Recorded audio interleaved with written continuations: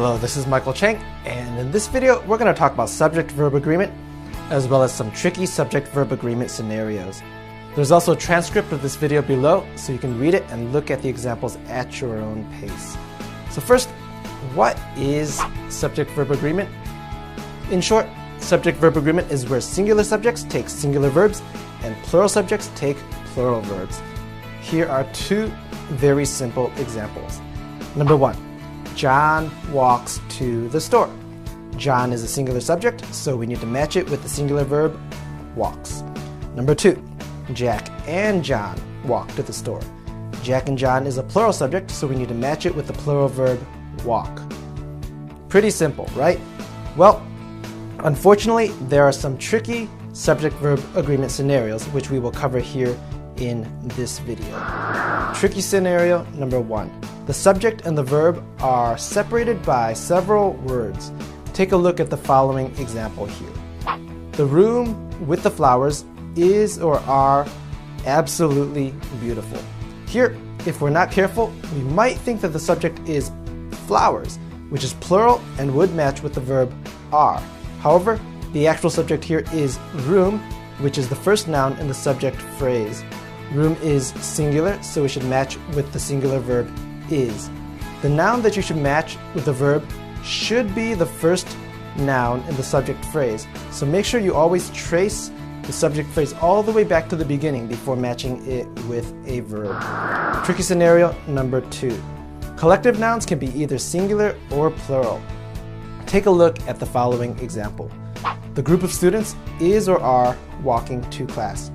Here, group is the subject, and group is singular, so we should match with the verb is. But the problem is, it can be easy to get confused here because the word group looks like it should be plural, because a group consists of more than one thing. There are several other words like the that use singular verbs, such as class, family, committee, and staff. And unfortunately, it gets even more tricky because sometimes these collective nouns can actually be plural if they're referring to individuals within the group, such as in the following sentence here. The class is or are tuning their instruments. But here's the trick. If you can add the word members after the verb is going to be plural. So for example, the class members is or are tuning their instruments. Tricky scenario number three. A plural subject joined by and might be separated by a lot of words. Take a look at the following example here. The old store at the corner of the street that sold delicious muffins and the building at the far end of the university is or are going to be renovated next year. Here, there are two different subjects that are joined together by the conjunction and, so they need to take a plural verb are. This example can be tricky though, because there are so many words that separate the subjects from one another and from the verb. Tricky scenario number four. Singular indefinite pronouns. Indefinite pronouns that end in one, such as anyone, everyone, no one, and someone. That end in body, such as everybody, somebody, and nobody. And thing, such as everything, something, and nothing, as well as the word each, are singular and always take singular verbs. For example, we would write the following. Everyone is or are sitting in his or their seat.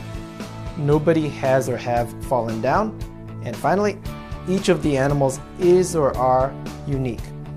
These indefinite pronouns can be tricky because some of them look like they should be plural, especially everyone, everybody, everything, and each.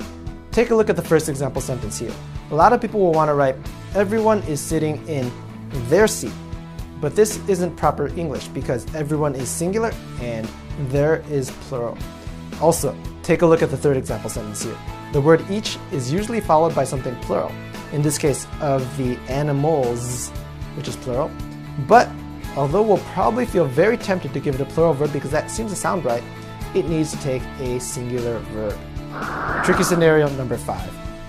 Indefinite pronouns that depend on the context.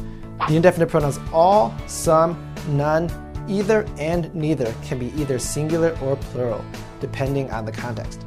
Take a look at the following examples here. all slash some slash none of the cake has or have been eaten. All slash some slash none of the pieces has or have been eaten. Neither the cats nor the dog is or are here.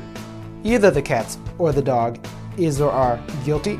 Neither the cat nor the dogs is or are here. Either the cat or the dogs is or are guilty. For the indefinite pronouns all, some, and none, we need to see if what they're referring to is singular or plural.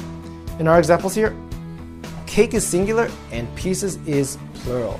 For the indefinite pronouns either and neither, they're going to almost always take singular verbs, even though we're going to be very tempted to give them plural verbs because they're referring to more than one thing. The only scenario where they would take plural verbs is if the second noun is plural, the noun that is closer to the verb. And finally, tricky scenario number 6. The subject comes after the verb. Take a look at these 3 examples. Number 1, there is a man in the house. Number 2, there are men in the house. And number 3, over the hills is an enormous cloud. In the first example, man, which is singular, is the subject, so the verb should be the singular is. In the second example, men, which is plural, is the subject, so the verb should take the plural verb are. And finally, in the third example, cloud, which is singular, is the subject, so the verb should be the singular is. So, that's all we're going to cover for subject-verb agreement here in this video. And if you know all of these tricky scenarios, you'll be able to identify and correct almost every single subject-verb agreement error you will ever encounter.